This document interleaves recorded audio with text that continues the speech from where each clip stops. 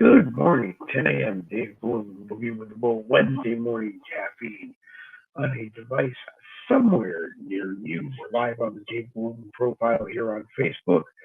We're live on the Boogie with the Bull YouTube channel, and we are live over on at Boogie WT Bull, the Boogie with the Bull X account. Give me just a moment here. We see what we did here.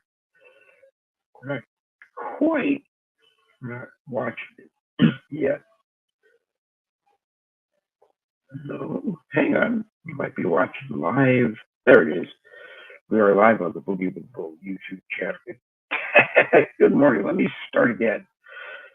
Boogie with the Bull, Wednesday morning caffeine. Dave Bloom here with you.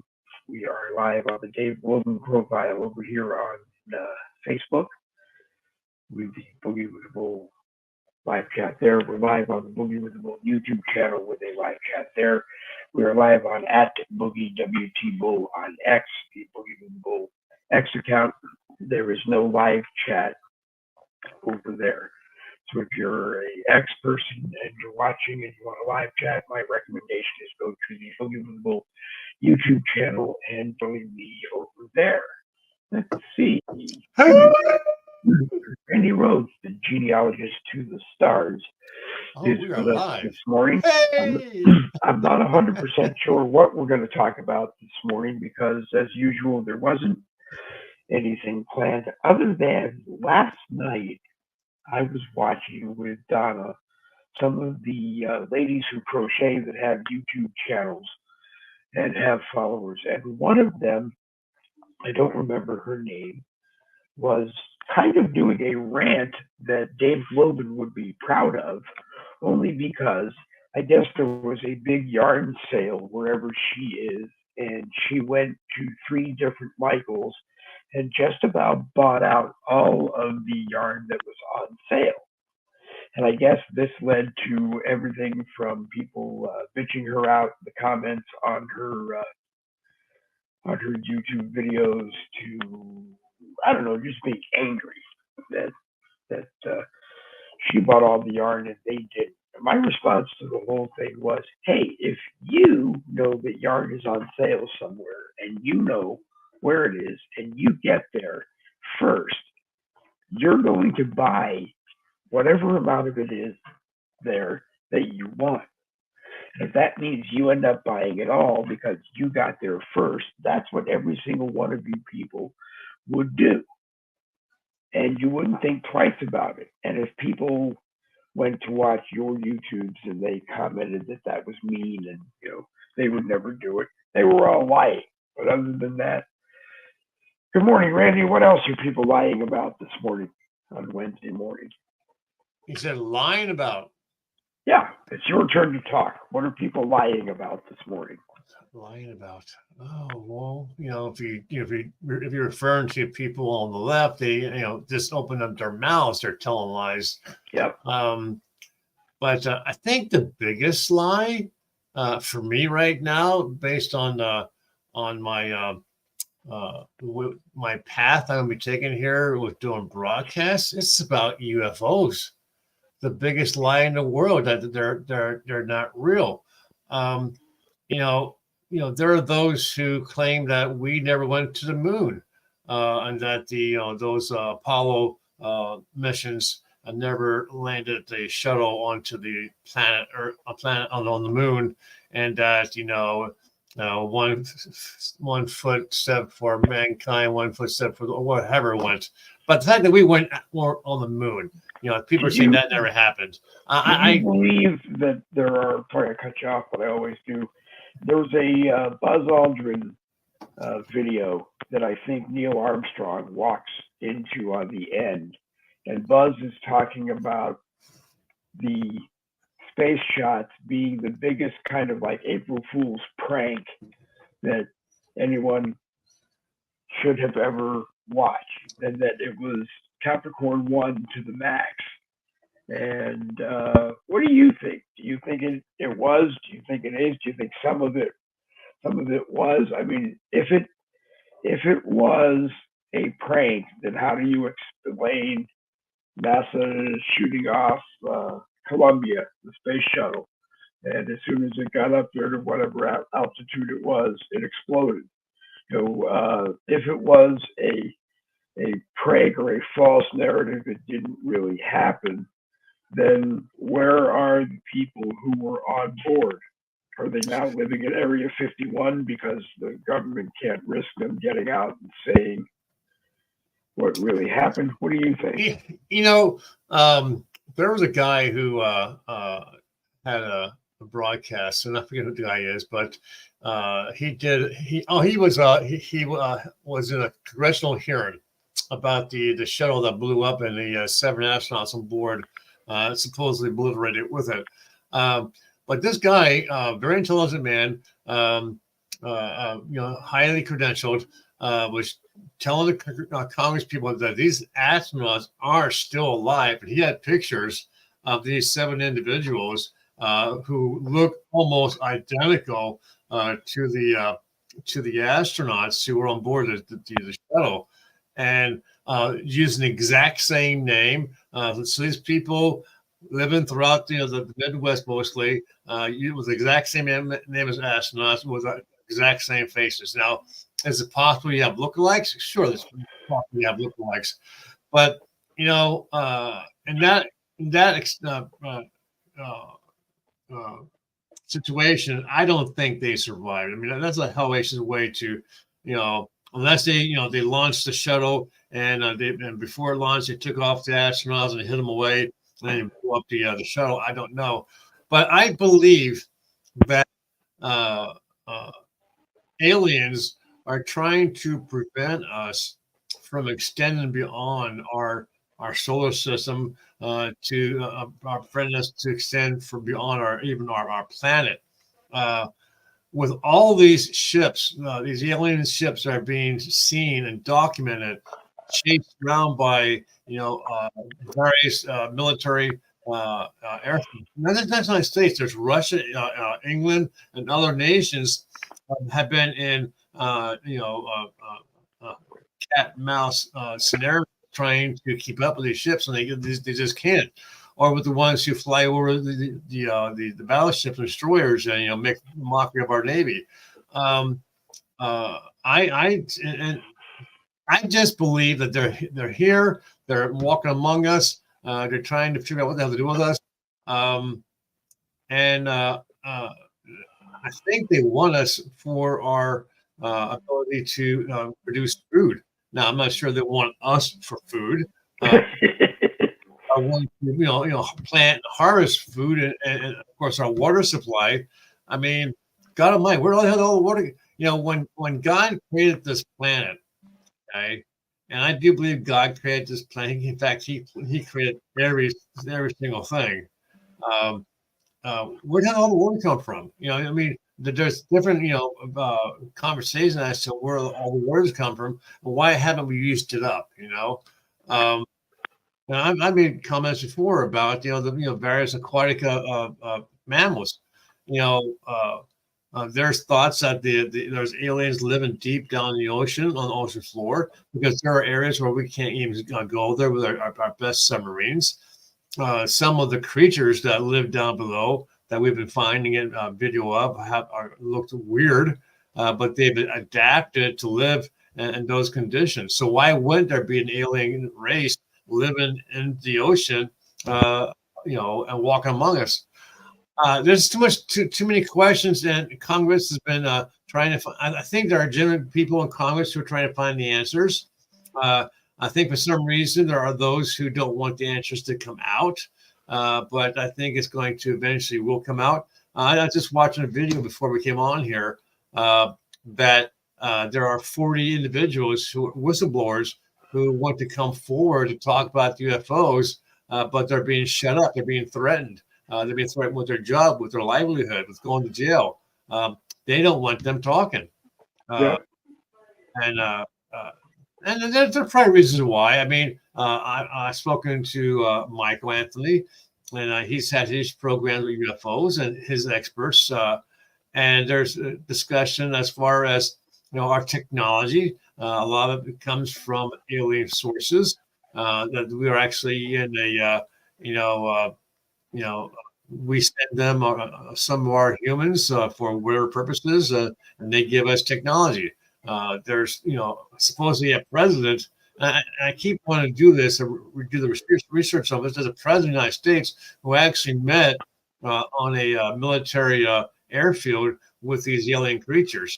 Um, yeah, there's just too much going on. I think right now that's the biggest lie is about the alien hiding the aliens and why are we hiding them?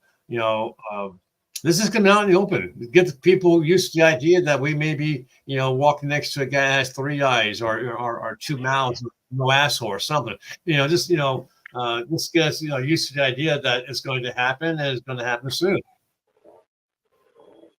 Do you think maybe they're coming back to get Joe Biden and take Uh, him away? oh, they can have Joe Biden. I mean, now they're getting just out and out. Everything I read yesterday was that Joe Biden is not going to be the Democrat nominee. It looks like it's going to be Governor Gavin Newsom from California and Yeah. Big Mike Obama. Yeah, I mean, as the vice president. And it is so sad seeing that supposedly the commander in chief of our was supposed to be the strongest military on the planet Earth. To see him being escorted off by Barack Obama is absolutely sickening to me. The things that I read were that if you watch it, which I have several times just to see if it was right, that it appeared that in no way while he was walking him off the stage did Barack Obama want to touch President Biden's hand. No, I saw that. Yeah, he didn't want to touch him by the hand. He held him by like at the shoulder area. Right. You watch when he's walking with Chuck Schumer, it's almost like a blind walk, where Schumer will have Biden's arm resting on his arm, and they're just walking as fast as they can to get to wherever it is they need to get to. It's just kind of weird, that. But the question I was going to ask you was, you're Gavin Newsom, governor of California. You get asked to be the Democrat nominee. You agree. They tell you that your vice president is going to be Big Mike.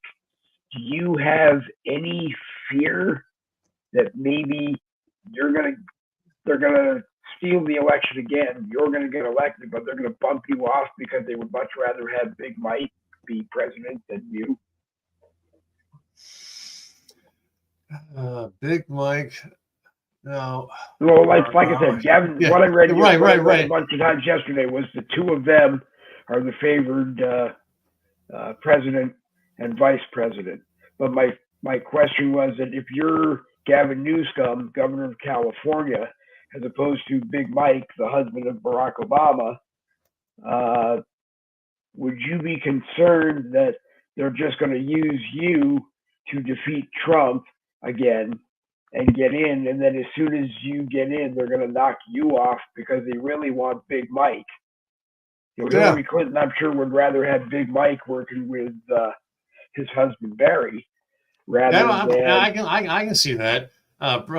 Bring him in because he's Newsom.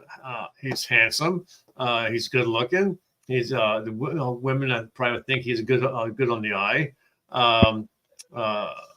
But do we want his policies for the nation like he has for his state? And looking at the condition of his state, do we want him in charge of our nation? They may just use him to get a Democrat in the White House, and then for some reason he steps off to the side, and Michelle or Michael Obama comes in and brings with her her husband as best first man, and they run to run this country back into the ground. Yeah, I can see that happening. I just kind of dogs in Studio B are telling me they think it could happen. Yeah. But I haven't heard anything about the supposedly the Democrats were going to try to do a virtual roll call before the convention to be able to certify Joe Biden as their nominee rather than risk having anything happen on the floor of the convention. And I haven't heard anything else on that. Just seems that they don't know what to do. I wouldn't be surprised if they nominate Donald Trump. Yeah, I mean, first president to be nominated by both parties. Yeah, wouldn't that be something? When I look at some of these congressional hearings and see how they're produced or whatever you want to call it, these get their 5 minutes to talk, and then they say their thing, and the person has to answer the question. It's a mockery. Yep. The people are lying to Congress, and they know they're lying to Congress, but yet, it's like the congressional people have their hands tied that they can't press charges. I don't understand how this nation has gotten to where it's at, where the laws are not being followed for those on the left.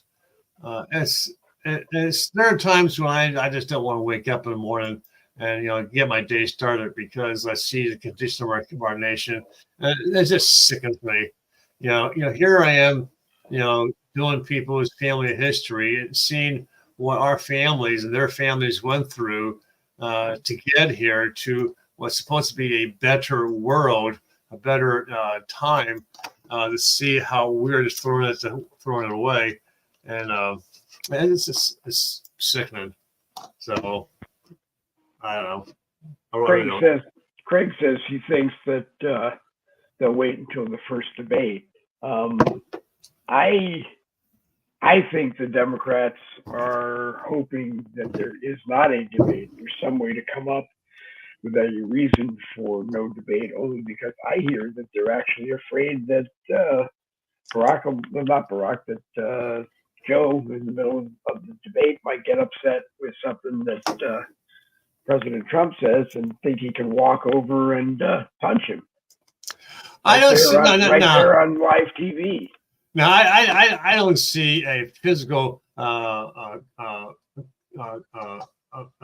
a physical confrontation between Biden and Trump. I do foresee him going off script and trying to talk for himself and screwing things up mightily, showing just how bad he really is. Because how are we going to be assured that he doesn't have an earwig in his ear, or how he's connecting someone who's telling him what to say, or have him drug test to see what drugs he's on before he goes into the debate. There's just too much going on that they don't want coming out, and I don't see a debate happening at all. I keep coming back to that. If you look at Joe Biden, most of what he is taking credit for these days are all things that happened in the first 4 years of the Trump administration. Yeah. Lower gas prices, lower food prices, lower this, lower that. And it's just sad that's where it's going. Plus, I think you're probably right. I don't think that we'll see Joe Biden get upset enough or confused enough where he walks over and takes a punch at President Trump. But what I think you will see or could see is Joe Biden just walking over there, putting his hand out and looking at Trump, and Trump backing up, of course, for a moment to make sure that nothing happens. and him just going, Don, I just want to shake your hand and tell you I'm done. I'm done. I'm done as president. I'm done trying to be the nominee again. I just want to shake your hand, and me and my boys, my posse, are just going to escort me out of the building, and I'm done. I mean, that would be I'm the just going to best. go home. I'm just going to go home. That would be the best scenario for him to finally realize that, you know, he is run. How's that saying go? You run the good you run the course, and then it goes on with something else. But I think it'd be nice for him to get a moment of cognitivity and realize that, what the hell, what am I doing here? I can't do this anymore. I can't lie anymore. I just want to go home. I just wanted to sit in my reclining chair and pet my dog while he chews on the service guy's leg. And I just wanted to enjoy what's left of my life. I mean, it's to me, if there's any saneness left in his brain as a human, he's got to be seeing, they're talking about things that I did with my daughter. That whether or not they're true, they're just talking about things that I did with my daughter that no one wants to hear about. They're talking about my son, who is a major drug addict and eventually is going to lead to me getting charges that I may not be guilty of, other than, I wouldn't be surprised even if he just looked in the mic in his opening comments and says, you know what, Robert Hur is right. I stole stuff when I was a senator. I stole stuff when I was a vice president. I kept it until I was president. The only reason I admitted to having it while I was president was I saw that they were going to go after President Trump, and he could get in trouble, and I didn't want to get in trouble. So I said, this is what I have, and maybe I hope that they would just let me go. Like Robert Hur said, think of me as an old man who doesn't know what he's doing, he's crazy, and just say, you know what, folks, the charade is over. Yeah. But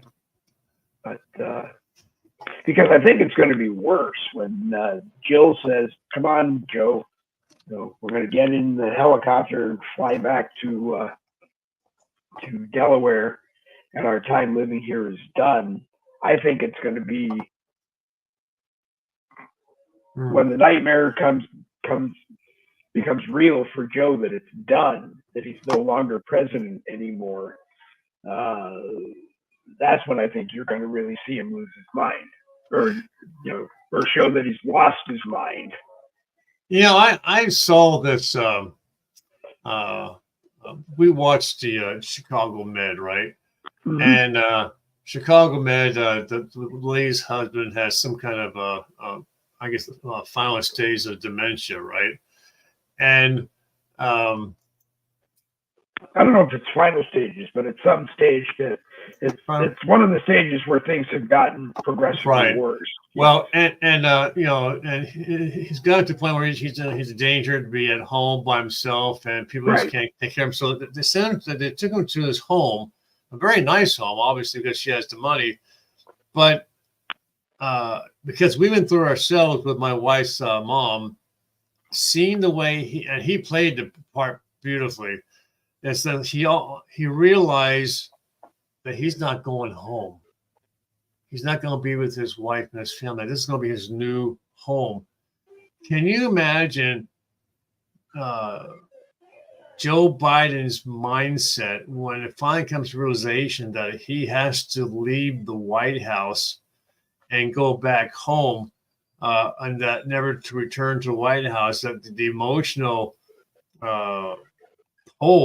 he's going to experience.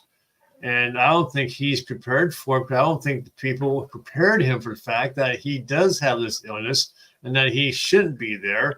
And they're just, and it's going to be an eye-opener for him.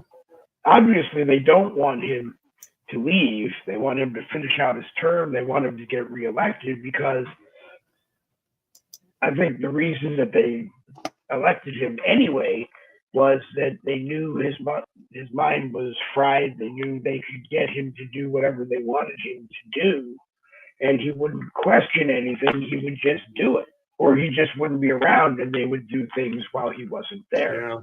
I mean, I'm convinced beyond the shadow of a doubt they probably sat him down when he first got there, gave him several pads of blank executive orders, and just said, "Just sign your name."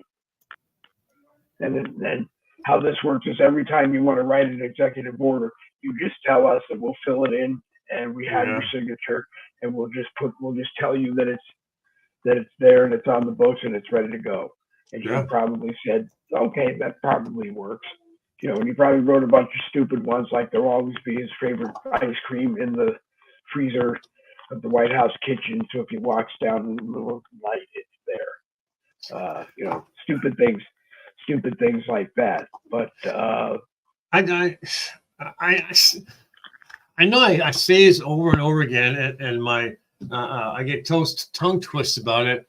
How in the hell do we, as a nation, allow this government to get to the point to where it can do what the hell it wants and get away with it, and we, the people, are left with living the life that they want us to live?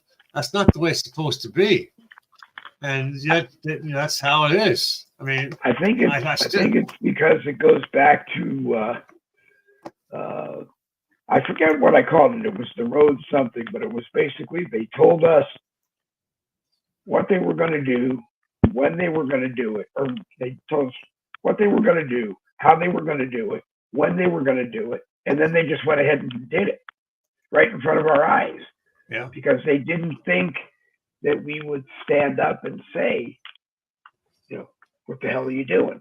And obviously we didn't because we still send Zelensky billions of dollars every time he asks for it. Uh, Craig says, schools have become indoctrination centers. Well, that's what Bill Yeah. Buckler has Yeah. been saying for years. That's what Bill wrote in one of the 2020 books. We've allowed the Department of Education to be really a department of indoctrination, telling schools what they're going to teach, threatening to cut off money if you don't do what we tell you to do. And where are we? It's time to take control of the Department of Education. I think it's time to abolish the Internal Revenue Service. Yeah. I'm not the brightest cog on this broadcast, but I will say repeatedly that the more I look at it, the IRS was only created to collect the taxes that are going directly to the Fed, and the Fed was created for nothing other than keeping us in inflation so bad that we eventually will not be able to exist any longer because one of these days somebody is going to say, no, we're just not going to loan you any more money. I can see Yeah. China one day say, we're not going to loan you any more money. We're not going to do anything with you because we're holding hundreds of trillions of United States dollars in vaults all over China that are not even worth the paper that it cost you to print them on. Yeah. I wonder what we're using as collateral for the loans. Are we using, monuments or, mountains or land or, what is it that our nation is using as collateral on these loans? Well, with China, it had to be land because I'm sure we allowed them to buy like 270,000 acres of prime farmland that they're just not doing anything with. We've allowed them to buy real estate because people say that they shouldn't be allowed to buy any more land or anything in the United States. But then my next question is, what are you going to do with what they already own? The property that they already own. They came in. They came in and they bought United States Steel. which I believe at one point was the largest steel manufacturer on earth, and now it's owned by Nippon Steel. And you know, why are we doing that? If we can give hundreds of trillions of dollars to Ukraine, why didn't we invest hundreds of millions of dollars to help the number one steel manufacturer in the world continue in the world? Why aren't we making all of the components for electric cars if people want them? I mean, I'm not, with the electric car, I'm not telling anybody if you want to go buy one. No, you shouldn't buy one. It's a terrible thing, and you shouldn't buy it. But if you've got $125,000 and you want to buy a top of the line Tesla, you're going to go out and do it. Just like if I got $125,000 and I can buy a top of the line Mercedes Benz, that's probably what I'm going to do. Yeah, I'm sorry. Your car should not cost as much of a friggin' house. Well, that's just ridiculous. Well, my belief is that if you have the money to buy that $125,000 car, or you have the financing and you can make the payments, then if you can get the money, if you can get the loan so that you can go buy it, then go buy it. Because they always say it's a buyer's market, and it is. If you want something bad enough, you're going to figure out the way to come up with the money and buy it. And as long as you're making your payments, and you're not bankrupting your bank, which is my bank, and causing my bank to go out of business because they can't exist anymore because you're not paying your loans, then I really don't care.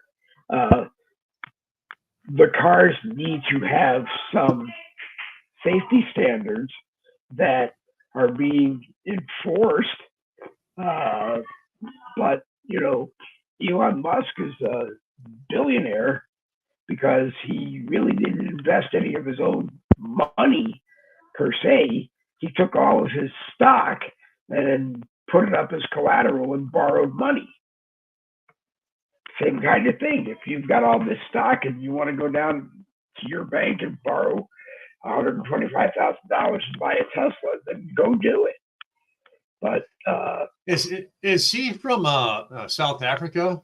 He is from South Africa, but I believe he is also a dual citizen of the United States. So with what's going on, and I thought he was, but with what's going on that entire continent, where the natives, the black population is finally saying we've had enough of these white folks, living here and taking all our stuff from us. I wonder if he still has family living in South Africa.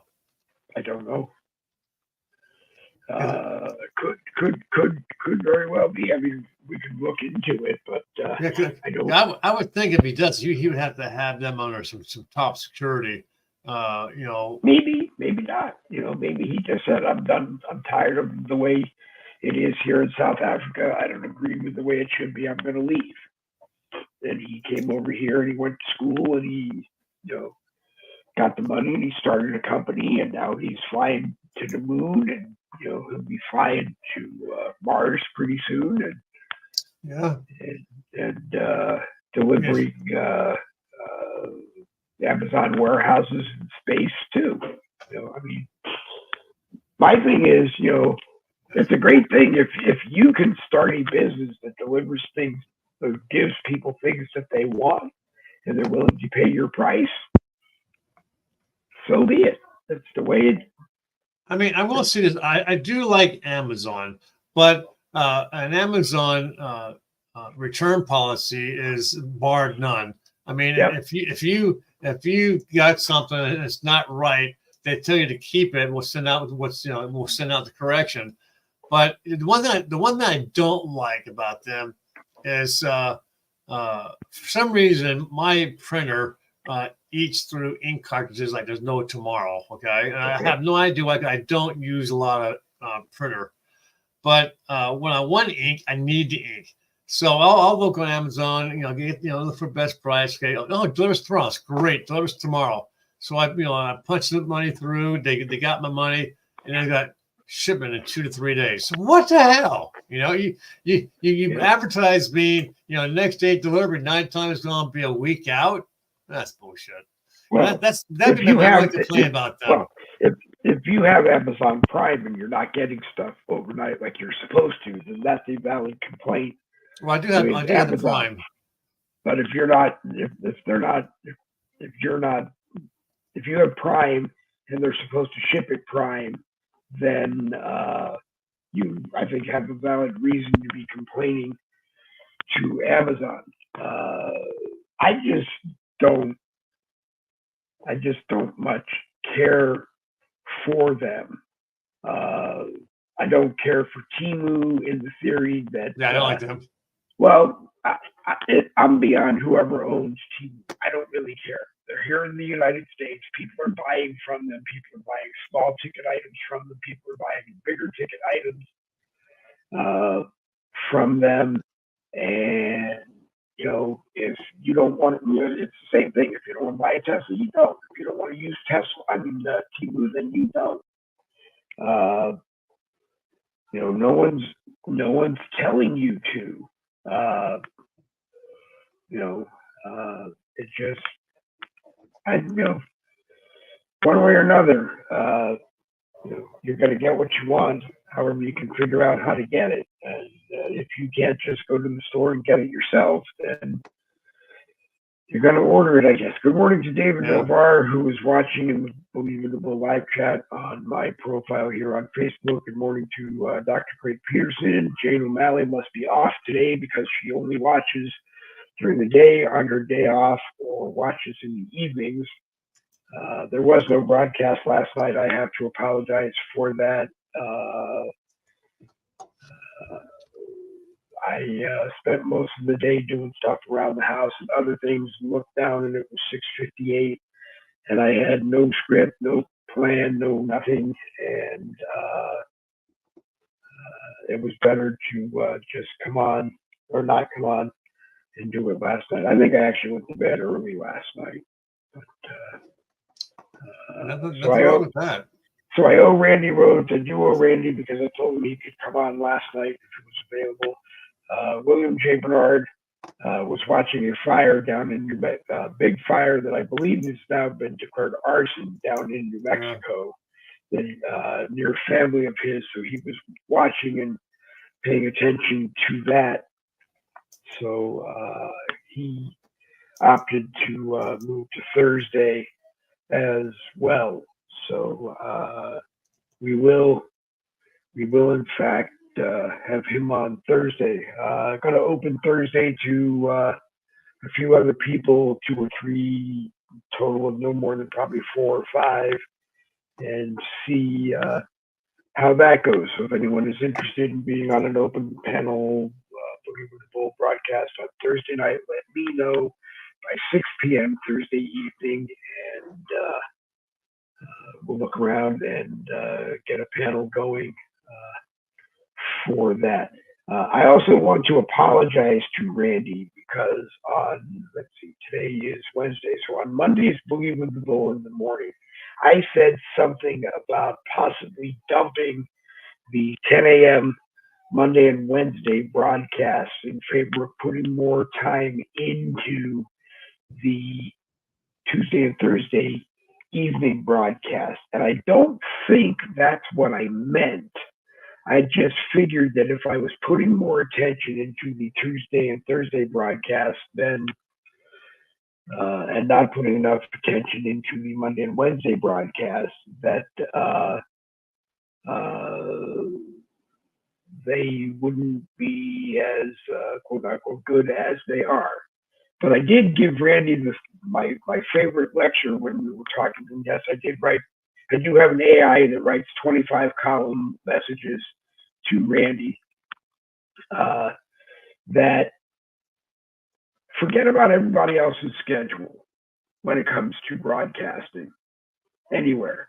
If you want to be on, then you do it, or you tell people when you're going to do it for you, and you go out and do it. And if anything should happen that Monday and Wednesday goes away from my schedule.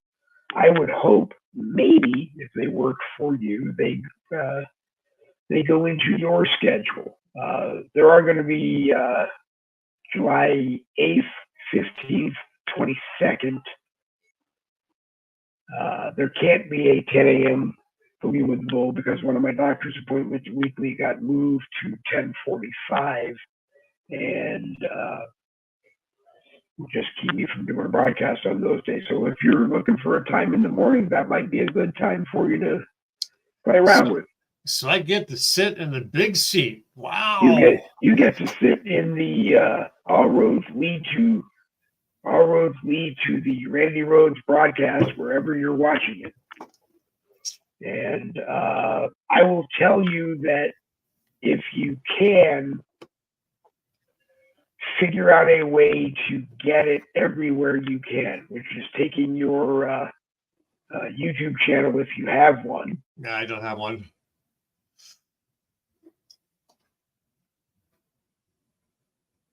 Mine a long time ago, and it just sat there not doing anything with it for a long time. And it's being skilled enough to get the link from that and plant it everywhere you want to be live off of Facebook rather than necessarily having to pay everyone to be wherever you want. I mean, I guess if you want to be on this network or that network, yeah, you kind of owe them the compensation for being there. But anyway, you need to find a schedule that works for you, and that's the schedule that you stick to. Or you take the other approach, which is you don't have a schedule, you just post 10 minutes before you're going to go on that you're going to go on. Yeah. And those that want to watch you will watch, or don't even post it, just come on, and those that want to watch you will watch you. I'm tired of trying to figure out a way to get good numbers on Facebook, because I don't think as it gets closer to the November election that any of us on the conservative side are going to get anything swell out of Facebook, if not find us getting less and less and less and less coverage. Their big game with me now is if I go into a group where I'm an admin and I post a new welcome message, I get an hour restriction just for posting that. Well, if I comment on it, I get another hour restriction. If I do it more than once in the same day, I get a couple of hour restriction. If I do it too many times in one day, I get a 6-day restriction. And it's just like, I know they're not. Right. And I know they can't do it, and they know they can't do it. And they just keep doing it, hoping that I'm going to leave. And I just keep telling Facebook, if you're hoping that I'm going to leave, why not just shut me off? I'm not like everybody else. I don't have 100 Facebook accounts, so that when you take one away from me, I can make another one. I don't have any desire to create another one. If you take Facebook away from me, it'll just make me work that much harder to be seen and heard all over the rest of the internet. But anyway, by the way, we are live on Streetlock. You can use the Boogie with the Bull YouTube live chat to be a part of the broadcast. I think we're live on Webkin, but you cannot use the Boogie with the Bull YouTube live chat over on Webkin. So your best choice if you want to be in the live chat and you're not on Facebook is to watch it on the Boogie with the Bull YouTube channel until we figure out what we're going to do with Webkin. I like it. I have watched a lot of the broadcasts there. They are conservative. Most of them are a little bit more professional and a little more tighter than me, so I haven't yet decided if I want to come be the clown prince of Webkin like I am the clown prince of Facebook. Anyway, Randy, say something. Well, I was going to say something. I was going to say, there's only a few things in the world that I try to keep track of, and that's the war in Ukraine, the royals out of England, and of course the idiot in the White House. It makes me wonder uh, the amount of carnage that both Ukraine and Russia are bestowing on each other.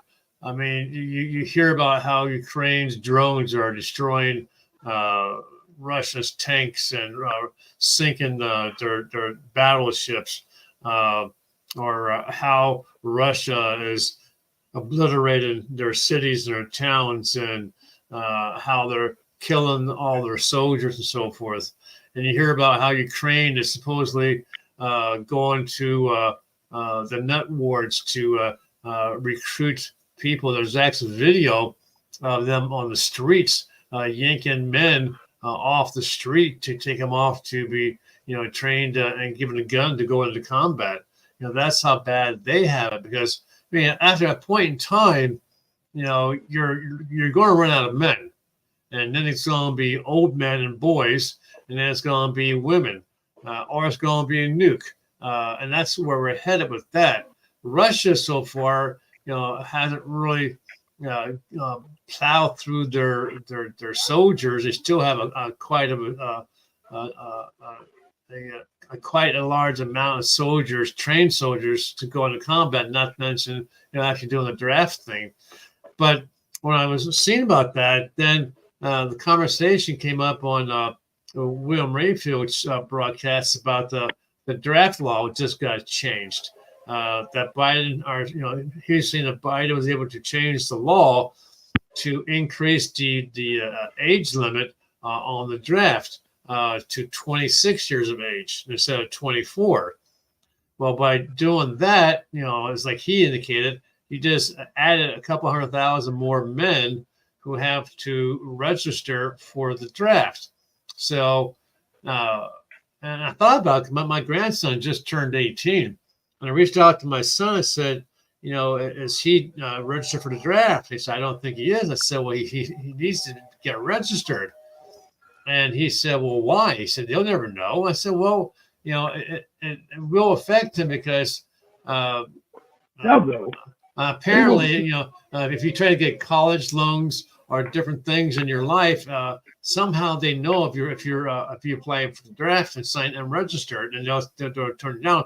Or they'll throw your ass in jail and give you a $250,000 fine. I mean, even at my point, I'm in my 60s. If it ever came to a war where, like in Russia and Ukraine, they're actually, getting elderly, senior citizens, into uniforms to fight the war because they're running out of men. I'm not against them raising the age to be able to draft. I'm not against them being able to recall someone who served. And I think Bill Muckler handled it best. He's going to be 89 years old. And I mean, I don't mean to insult Bill in any way, but, he did his time, But my biggest fear is that because I have dementia, because I have pre-Parkinson's, because I'm 62 years old and I'm on SSDI and this aid and Florida Medicaid and this and that, they might just decide that they're going to take me and put an M16 in my hand and send me out there because I'm more expendable than someone who is 26 years old that they just drafted and they can get probably another 40 years out of in the next war. And I filled out my selective service form, and I remember just drawing a big black, not a big black, but an X across it, and then on the bottom writing filed under physical and mental protest. And if they had called me and said, you need to fill this out again and don't do anything stupid this time, I would have. But in my in my interviews to decide whether or not they were going to draft me, I would have said, you guys know as well as I do, you can't send me out to the front. But there's things I can do. You can teach me how to be a supply sergeant. You can teach me how to be, this. You teach me how to do that. I wanted to go into the Marines. I wanted to get into Armed Forces Radio Network, but unfortunately, at the time, I looked at going in on my own. That was the only job they couldn't offer me. So I said, well, then I'm not going to go, and I didn't go. But I always tease people that Robin Williams' movie Good Morning Vietnam, Yeah, I love the movie. that movie would have been my life story, and he probably would have been the best person to play me if I had gone in, because that would have been me. I would have gone there, and that would have been my job, and I would have been happy doing it. Yeah. But you tell me now you're going to say I'm 62 years old. Like I said, listed all the reasons why you want to bring me in now. That's fine, but you got to be honest. Sending me over there and telling me and putting other people under me that I'm responsible for. No, no, Yeah. no. I mean, it's like me. I mean, I have a brain, I have a mind that still works, but physically, you're not, you can put a gun in my hand and send me off to fight, but I'm going to be, a couple hundred steps into it, flat on my face because I can't walk and stand up and balance. But give me a gun, put me into a stationary position, and I'll hold off the enemies for as long as I can. I mean, I've joked about many times where I would be your cannon fodder, and I'd be happy because at least I know I did the best I could to protect my homeland. But with the way the war is being fought nowadays, it's almost the whole idea of traditional warfare is out the door, because with what they have with these drones and shit, they can go anywhere. You don't have to worry about manpower being, men being killed because it's being driven by a guy, back, 2, 3, 4, or 5 miles away. And you just, And they were looking for kids years ago, a few decades ago, that played video games and were good at playing video games because they would have been able to get them in to play the ultimate video game. Yeah. And I don't know. I still think war, I've said it before and I'm going to say it again, I still think war is the most outdated means of accomplishing anything, because in the end, I could see me and I could see Kim Jong-un, and we're standing in Ukraine, and we're the only 2 people left. And I'm going to be looking at him going, if you kill me, you don't have anybody to help you. And if I kill you, I go back to the United States a hero. But there's no one there to celebrate. So I mean, what's the point? And I don't want to kill people. And if what's really going on in Israel right now is Israel accepting that maybe the right thing to do is to work with Palestine and either acknowledge an area of Israel where Israelis and Palestinians peacefully coexist, and hoping that it can, because from what I'm reading, that Netanyahu has dismissed the last of his Israeli War Department. That maybe there's a sign for the rest of the world that we can all live together. I did want to cover this before I forget, so it's up on the screen right now. I'm going to put it up on the screen. Blue light will make it a little easier to read. Randy, David Novar said to you, Randy, the reason your printer seems to be using more ink than you think it should is because it's using its own ink to prep and clear and clean its inkjet ports, which could probably be true. Splash a little extra ink in there and help it fire out. fire out. And what did he say? I didn't catch all that. Randy, the reason your printer seems to be using more ink than you think it should is because it's using its own ink to prep and clear and clean its inkjet ports. So it's shooting a little bit more ink through there to clean out probably the dried ink and whatever else is contaminating the tip and or whatever. It got to the point a long time ago that when we were in Connecticut, Donna and I would buy a printer for Christmas.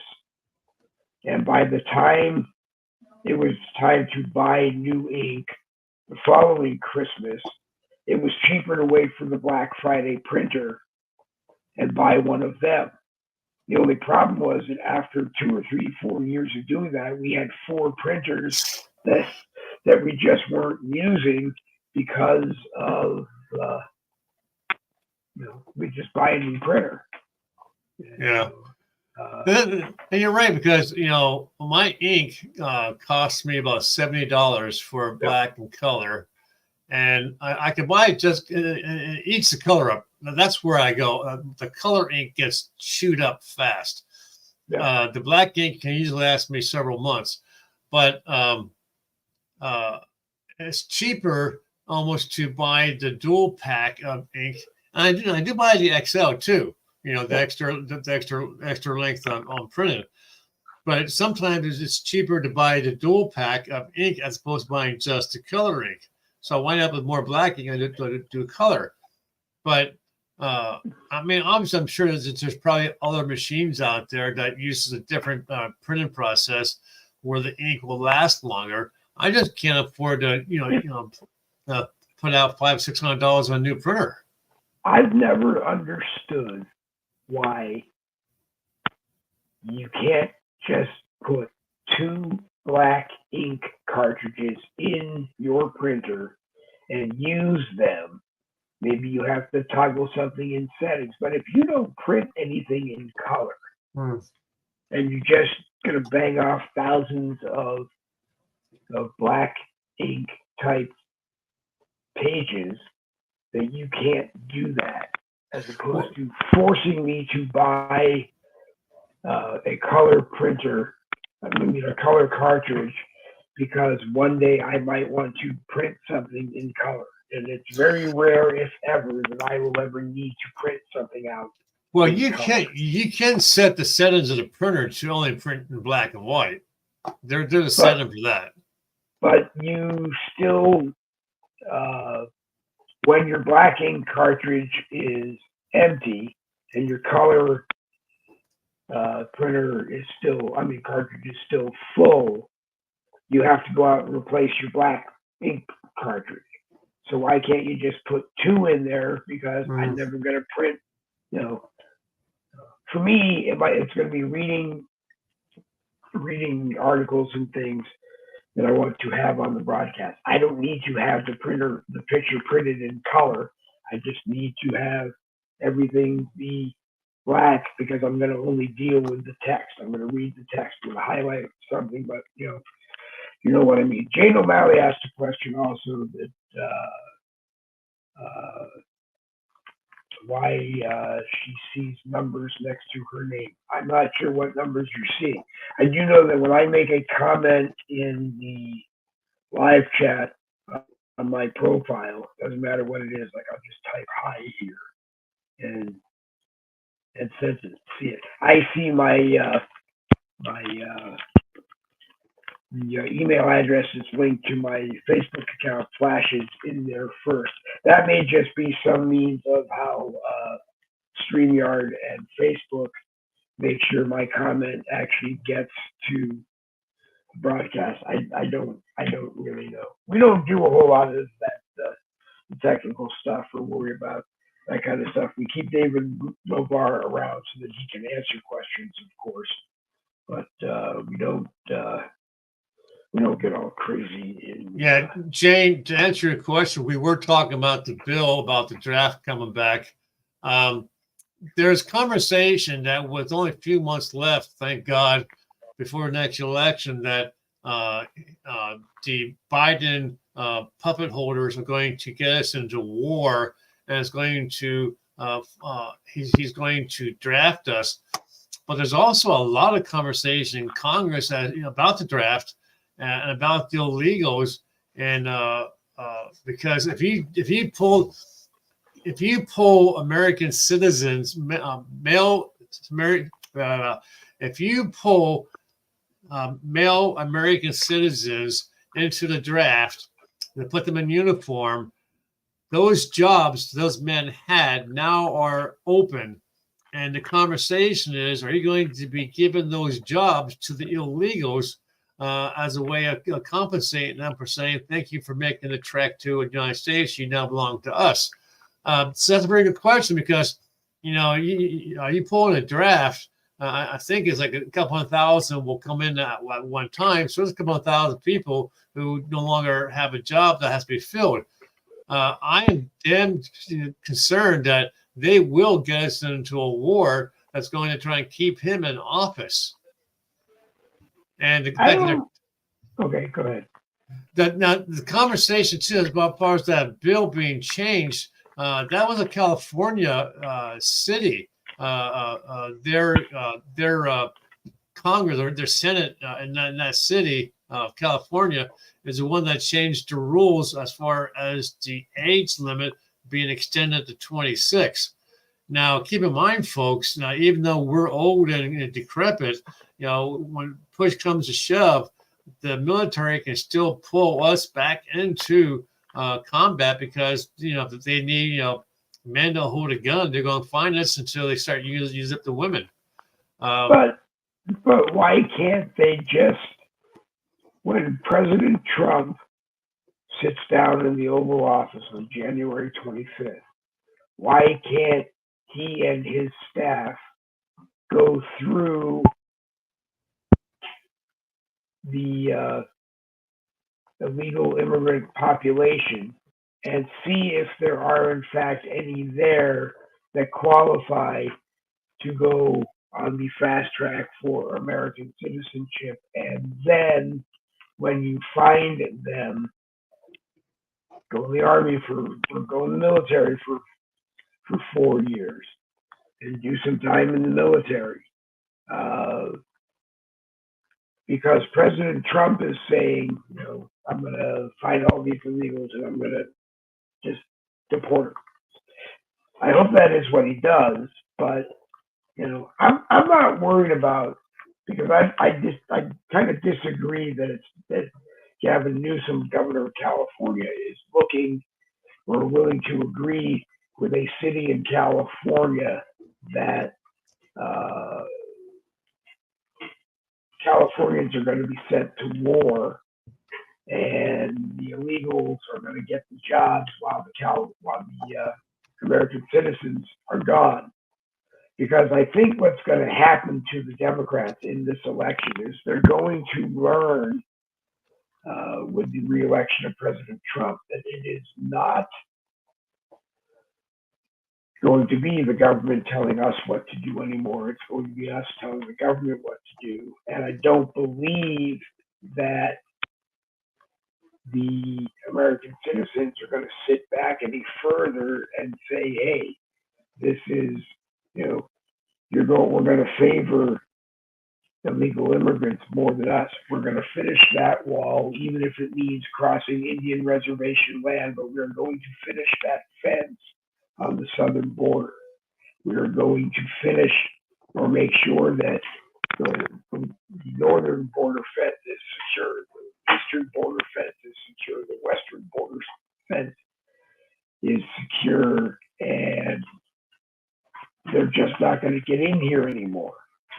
Biden's last thing is probably a joke, but it was probably something that Trump was talking about between 2016 and 2024.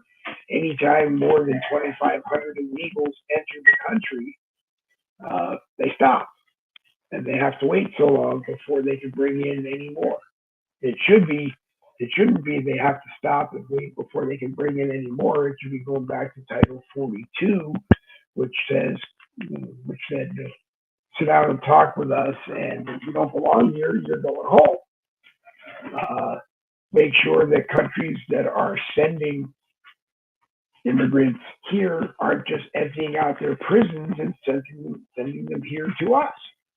We should be sending any of their populations that we have imprisoned here back to them. I mean, it's just messed up. I mean, I don't know how well we will ever be able to get a government of the United States back doing what we need to do, only just because we're so screwed up from years of governments not doing what we sent them.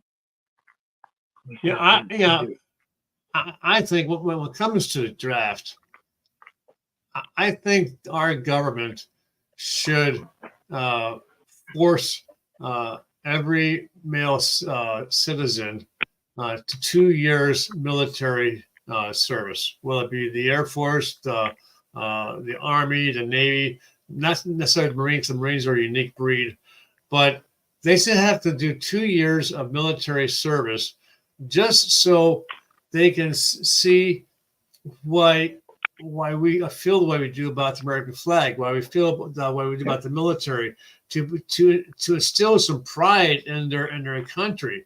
We have not been at war for 60, 70 years, real war, and the American population has forgotten what it means to be proud of your nation and of your military. And when you have military personnel being spat on or being made fun of out in public and so forth, and being disrespected, that's just wrong. Now, there'll be people who say, well, that's why we have a great country, because we were allowed to spit on our police officers, spit on the military. We have that freedom to do that. Yeah, you do, but you have freedom to use common sense too. But to me, if you think that you have the right to go around and spit on a police officer anytime you want, I think if I was a judge, I'd be looking at you and go, you do have the right, if you want, as an American citizen, to go spit on a police officer just because they're a police officer and you disagree with that. But you know what I'm going to do to you? I'm going to make you the police officer and let people go around and spit on you and see how you like it. I mean, I am so tired of hearing police are the bad guys. Even these guys that do the audit videos, they go into police departments and they look for trouble so that they can sue and get money. I'm even tired of those. We grew up as kids, and I'm younger than you. I'm only 62, and you're 217. Hey. But we grew up being told if you got lost and you saw a police officer, go up to him or her, and they would help you. Yep. And now it's like you wouldn't want your kids to do that out of fear that the police officer is going to pull a gun and blow their brains out. Well, you don't want to be the police officer out of the fear that some kid's going to pull his pistol out and blow your brains out. We just lost it somewhere.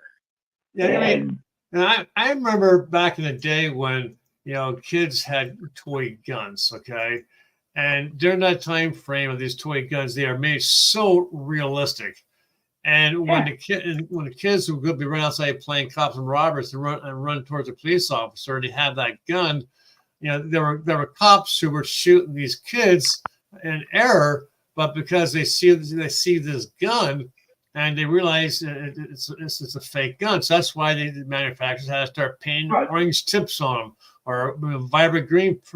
Somehow had to make a change. I don't think parents were doing the right thing back then. Well, they weren't doing the right thing because the cases of all of that where a neighbor would call and say, I think Johnny's at home by himself, and he's been at home by himself for weeks, and it's nighttime, and he's sitting there watching TV, and he's watching a cop drama on TV, and the police, knock on the door, and the door's open, and they come walking in, and they've got their guns, and he's got his gun, and it's we have to change that. We have to change that. We have to change how everybody relates with everybody. I Yeah. guess. And I don't know how we do that, but we have to. Yeah. I mean, somewhere along the lines, we got to sit down and discuss the whole thing. And it's not, I don't think gun control is the answer, because, a criminal is always going to find a way to buy a gun. And I would sooner, it's like that one church shooting a while back where the bad guy comes in with a gun to shoot the minister. And here some of the parishioners inside the church had their own weapons and was able to stop a massacre inside their church because they were armed and they were trained. I don't think it's the point of taking guns away from citizens, but somehow getting more control over the guns. And maybe not, I mean, I personally think the Biden administration is trying to take guns away, because if they take guns away and the government is all that is the only people that have guns, they think that we're going to bow down and do whatever we're told. But until they figure out a way to get to the Supreme Court and get the Supreme Court to say, "Oh no, we'll just take the Second Amendment out," because as soon as you take the guns away from the American citizens, that's when we become Australia. That's when we become the United Kingdom, where the government's in control and you're sucking your thumb wondering what the hell went wrong. You don't want that. You really don't. You don't. And I don't know. I don't know what the answer is. But this weaponizing the Department of Justice against your political rival, knowing that you can't do that, while at the same time your son is being brought up on charges that it's just ridiculous. It's just absolutely ridiculous. I do know that after this stint as Attorney General, that if I was President of the United States, there's no way I would nominate Merrick Garland for the Supreme Court. And I wonder if maybe the way that he's operating the Justice Department with the blessings of Joe Biden is because he didn't make it to the Supreme Court. Yeah. Well, I mean, look at Hunter. How he got his weapon. He lied on the paperwork saying that he was drug free, so forth, and he wasn't. To be honest, I am surprised that his family turned against him and didn't lie or tried to, buttercup the information. They actually told the truth, and that's why he's looking at 25 years in prison. And to be honest with you, I hope he gets it. Or at least a good portion of it. I tend to believe people like Bill Muffler when he says he's not going to get it. And what I read is that the Democrats are presenting Hunter as a first-time nonviolent criminal who lied on a gun permit, which a lot of other people do. But he doesn't. They're not going to send him to prison for 25 years. I mean, if the outcome on July 11th is that Justice Merchan says to Donald Trump, "You're guilty. You're going away for 136 years,"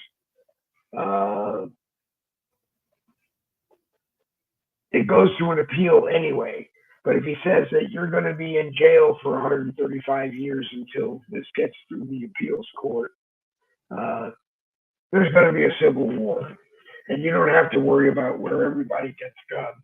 The people that want guns and need guns are going to have guns. And it's just, that's the way it's going to be. And I think that's what the Democrats want, because they want this country to go down. Or they want you to think, they want us to think they want this country to go down. And I just don't What did we do that was so bad to Barack Obama that this country needs to go down? I mean, what? No, You know, it's not a point of what we did to Barack Obama. He was like that in college.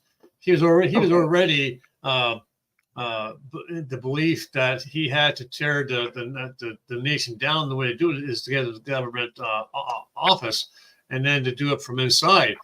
He was already against our country, and that comes from his Muslim background, with the Muslims hating Americans. and that should have been caught when he came to the United States the first time, because Title 42 was under effect, and he had to come in here legally. He had to come in. He had to enter the country legally, and he had to be interviewed. He had to be this, and he had to be that, and had to convince somebody. And the whole process, is flawed. And I think the Democrats are going to have a fight that they're not expecting.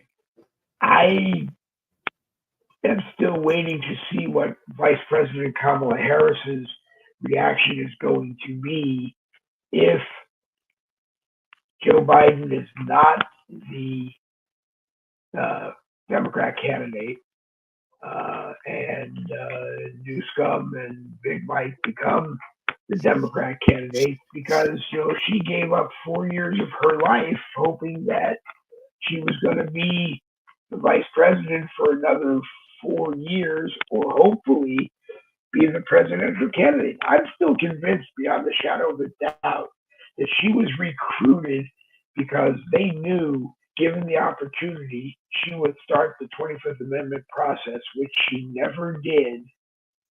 And because of that, it's partly her fault.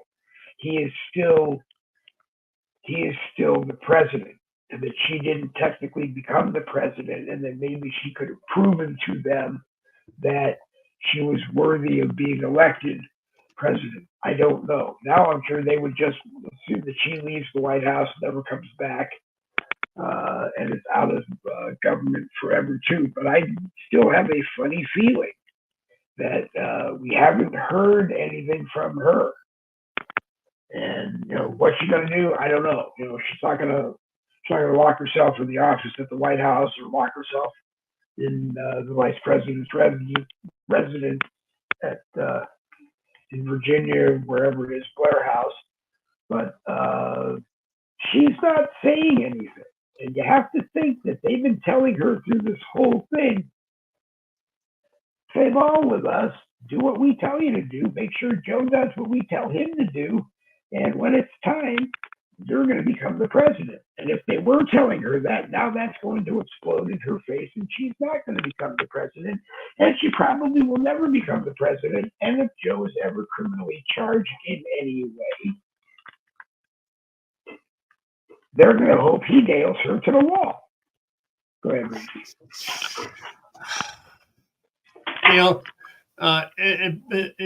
It just boils down to the Democrats have too much dirt on their plate that they each have to kiss each other's asses, because if they really wanted to hurt each other, they can come out with the evidence showing how they got into office, showing how they manipulated the numbers, or who they had to pay to knock someone off. There's just too much trash that the Democrats will always. That's why they all stand up at the same time in all those meetings. That's why they're all wearing the same color clothes at certain times of the meetings, because they have unity. And you saw it a couple of times where a person didn't applaud or stand up, and they got the evil eye. Whereas the Republicans, they're ready to stab each other in the back. They don't care about loyalty.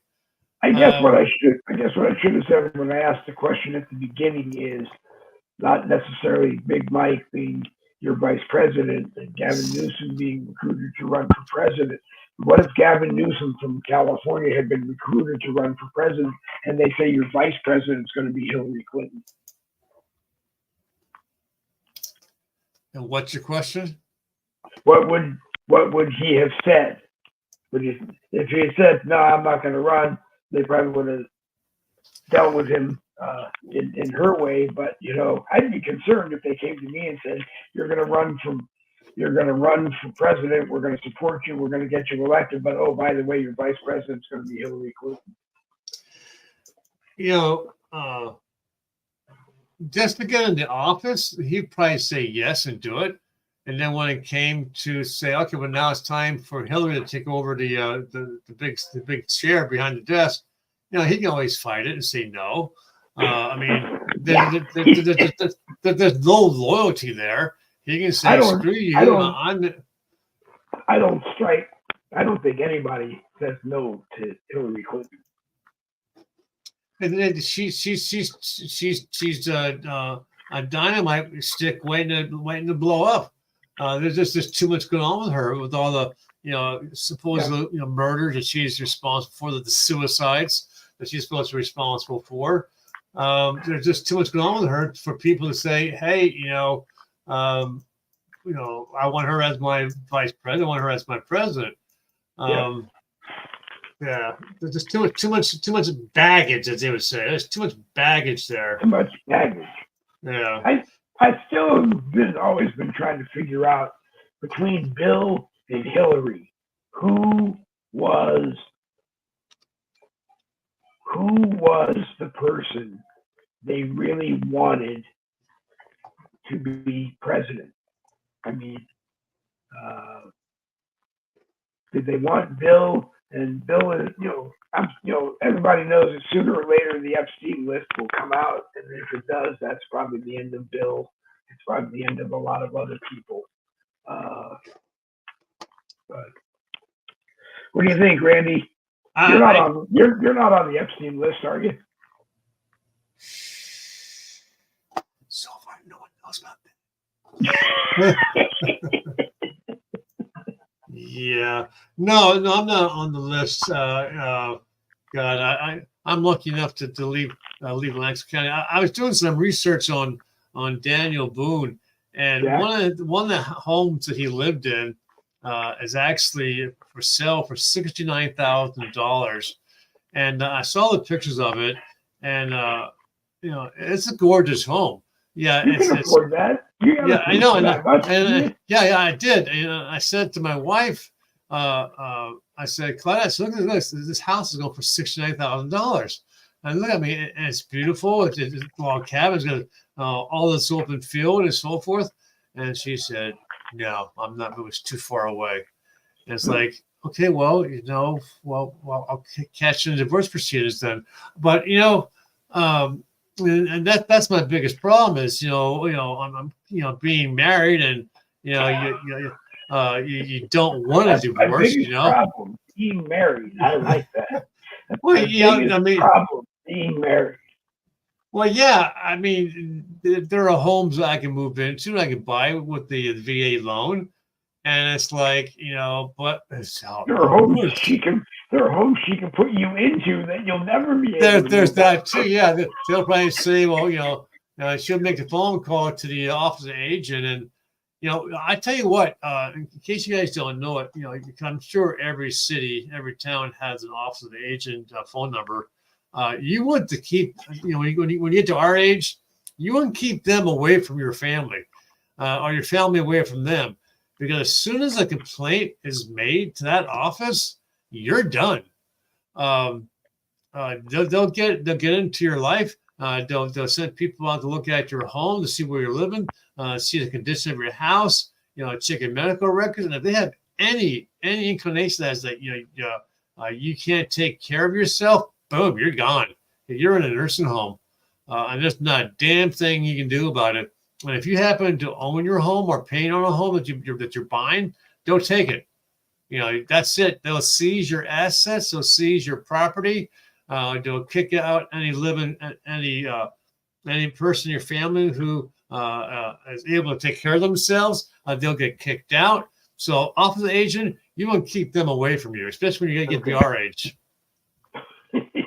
So that's my public announcement for today. All right, we have made it to 11:24. Yeah, So, I gotta get going. You got to get going. I know you should want to be out of here at 11 o'clock. Tell people about your business. Tell them that you have 27 new openings and you really need to find 27 people that want to help you out. Okay. Tell them about your special. In as little as 1 hour, he can go back 500 generations. Oh my God. I did go back on one of my very first clients, and I got back even further to her 72nd great grandfather. And now we're talking the names of people like Asgard, King of the Asgard. And I'm thinking, holy shit. And it's all verified. It's through Find a Grave. And it's all verified. It's like, I used to watch a TV show called Stargate Atlantis, and one of their allies was the Asgard, right? Yep. And here, holy hell, there was a clan of people who were called the Asgards, and this lady's great times 72 grandfather was their king. The holy shit. But anyway, so as all roads lead to home genealogy, give me 15 to 30 minutes. I can get back as far as 6 generations in most cases for free. It's a way of showing you what I'm able to do with this only 15, 30 minutes.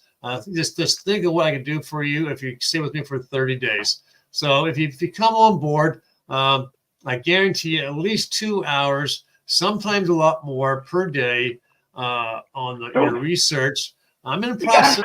You're ruining me. You left on Monday, and I said it's $250 a month. That's the least that you'll find. You'll get a genealogist for the month.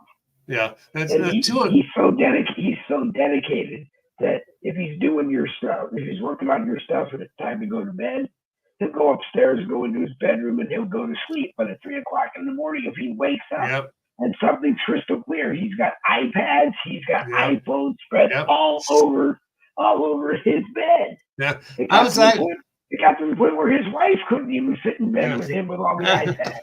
That's right. I was up to like midnight last night. So it was around 11 o'clock, 11:30, and it was really weird because, like I said, I was working on the Boones because I'm related to Daniel Boone. So was Mindy Esposito. She's a client of mine. She's also related to Daniel Boone. But people will place things on someone's profile. So it's just not me searching Daniel Boone. It's thousands of people searching, okay? And they'll put stuff on a person's profile. Sometimes it makes sense. Sometimes it doesn't. I don't make use of it. But what happened was that this person put on this document called U.S. Interviews with Formerly Enslaved People, okay? And I was looking at enslaved people? Yeah, formerly enslaved. So they did interviews. I thought you said permanently enslaved. No. That's me. No, so then they went out and did interviews with these slaves, previously freed slaves. So I'm looking through it, reading it, and it's on Daniel Boone. The person's name was Andrew Boone, so that's the name of the slave. So I got to find out if this Andrew Boone, the slave, is actually indeed related to Daniel Boone, the American hero. But I'm reading through this, and I spent like 10, 15 minutes reading this guy's transcript. The guy goes into detail, and he has, his grammar is very poor because they didn't teach the slaves, English and writing. But he's talking about how this that there was this one Confederate soldier walked up to this Union soldier. The Union soldier's missing an eye, he's missing an arm, he's missing a leg. And I'm thinking this guy got hit by cannons, right?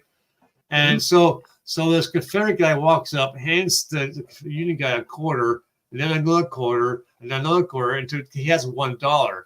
And then it got to a point where I really didn't want to continue reading, but I didn't want to get nailed by Facebook.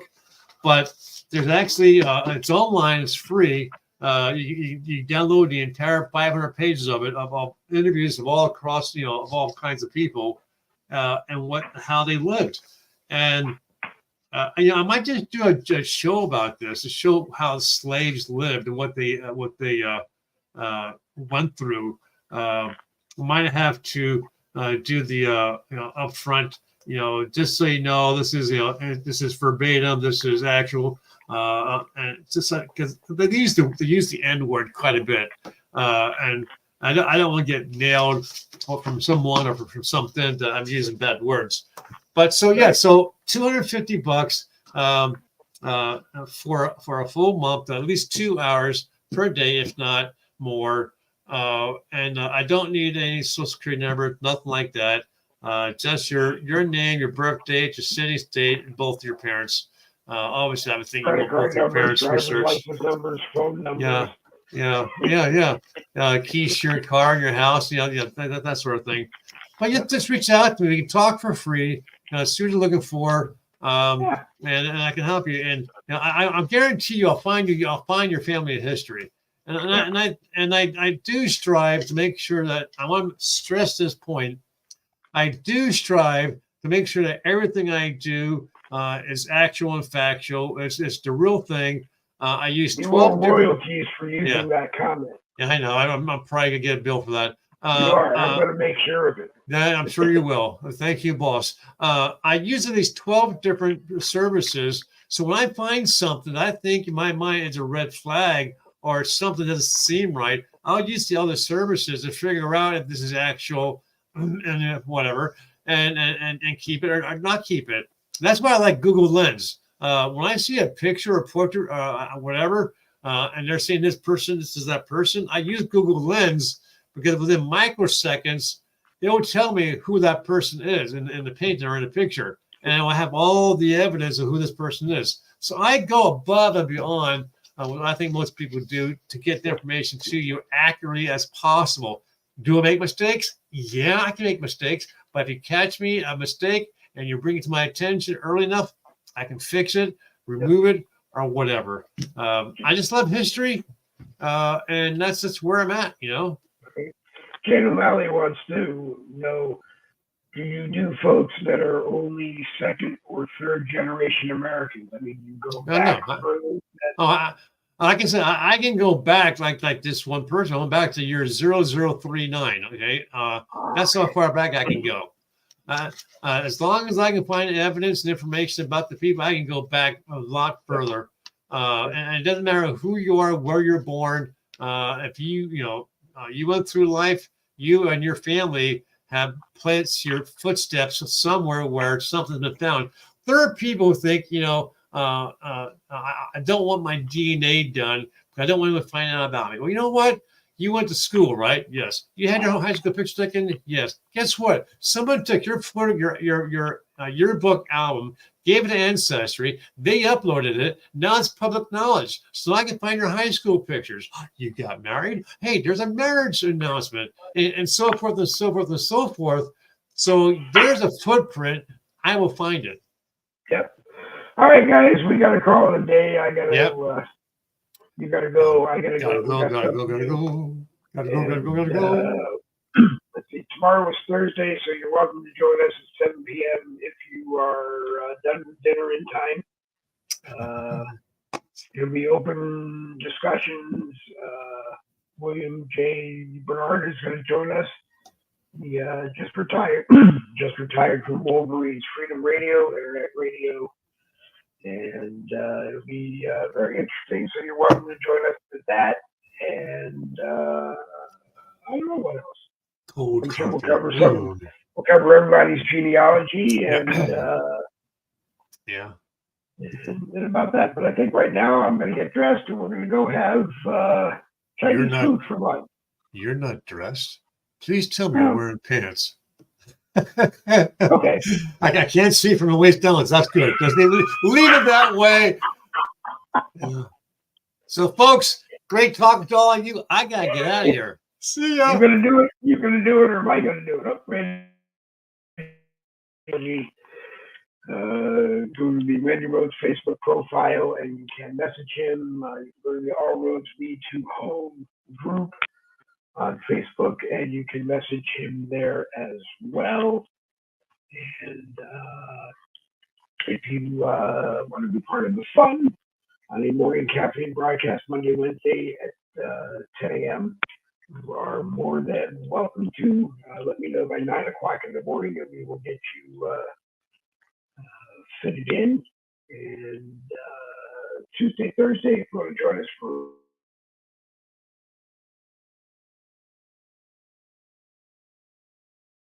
there. And we're putting some rough cuts and things together for a rare Saturday Boogie with the Bull, which will start on Saturdays. Anyway, uh, live well, prosper, take a good shot of caffeine, get your day started. Jane O'Malley, a pleasure having you here. Usually because Jade is at work. Dr. David Nobar, computer technician, a pleasure having you here. Let me scroll up further. Craig Peterson, always a pleasure to have you here. Danny Campbell is still now the reigning king, having watched more Boogie with the Bull broadcasts than anybody else in the entire history of Boogie with the Bull. William Rayfield does the Patriot Slab uncensored. He does not follow a schedule other than his own. When he decides it's time to come on and let you know about things, he will come on and let you know, or he will let you know every once in a while if he is doing something at a specific time. Go to the William Rayfield Facebook page and become his friend. That way, when he goes live, you will know. Or message him and ask him everywhere he is. And when he goes live there, you will get notifications that he is live there as well. Scrolling back up, up, up. I want to thank anybody on StreetLock that watch StreetLock, StreetLoc.com. It is a conservative social media site.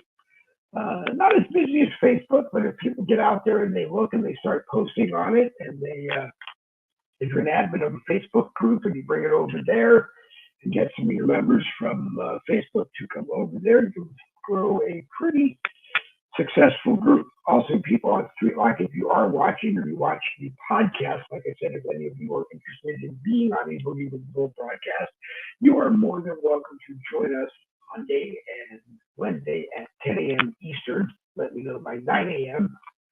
and 7 p.m. Tuesday, Thursday. Let me know by 6 p.m. And if the rare Saturday morning Boogie with the Bulls happen, you're more than welcome to join us then. That will probably be 10 o'clock also. This is the time of the broadcast where I tell you you have been watching Boogie with the Bull Wednesday morning caffeine, a copyrighted presentation of the No Budget Broadcasting Company. And that's all I'm going to say. Good morning, Daniel Smith. You're the last person to get acknowledged joining the Boogie with the Bull broadcast. There appears to be some lag between what is getting onto Facebook in the live chat this morning on my profile and what is getting onto the StreamYard live producer screen. So I apologize for anyone if your comment did not get noticed.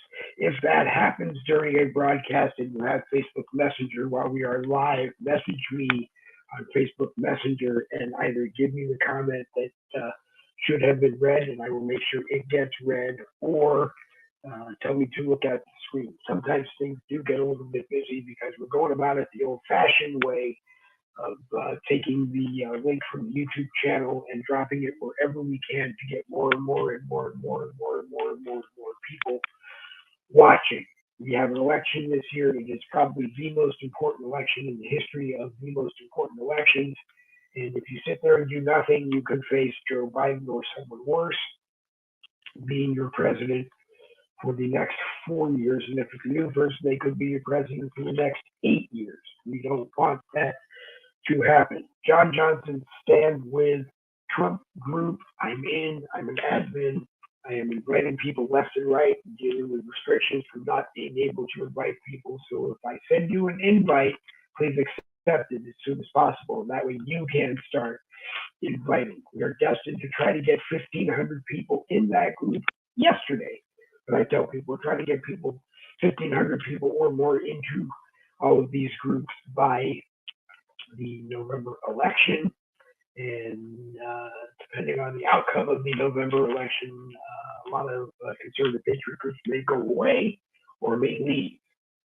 If you're not a member of Truth Social, go over to Truth Social right now and become a member, because my belief is that when President Trump is reelected and he's sitting back in the White House on January 25th down in the Oval Office, he's going to tweet Truth Social more than anything else.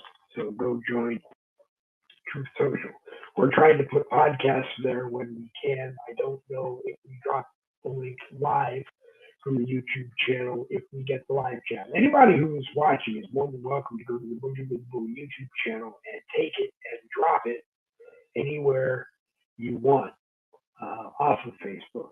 And if people are watching and they're able to get into the Boogie with Bull YouTube live chat, then you're able to be a part of it. If not, go to the Boogie with Bull YouTube channel and become part of the conversation. Go to my profile where you'll always be part of the conversation. And then, like I said, you can watch at Boogie WT Bull, the Boogie with the Bull X account. Anyway, I gotta go. We promised our nephew, or my nephew, our grandson, who was away. We promised him Chinese food, so we're going out for Chinese food. Anyway, I'm Dave Logan. You're not. Double Beans for Victory. This Boogie with the Bull broadcast has come to an end, and it's going to come to an end